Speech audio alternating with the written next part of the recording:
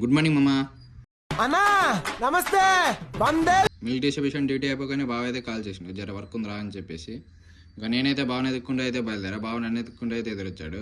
ఇంకా ఇద్దరం కలిసి బావ వర్క్ చేసే షాప్ కాడికి అయితే వెళ్ళాం.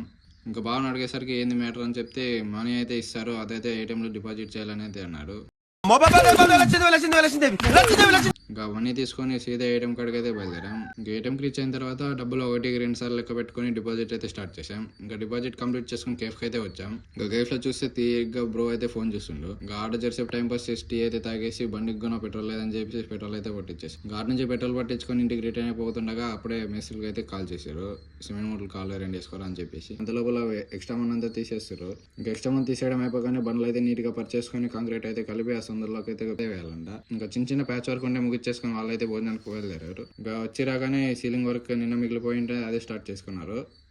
ఈ రోజు అయితే సీలింగ్ నీట్ గా కంప్లీట్ చేసేసుకొని అయితే వాళ్ళు అయితే ఇంటికి రిటర్న్ అయిపోయారు. ఈ వీడియోకి అయితే ఇంత బాయ్.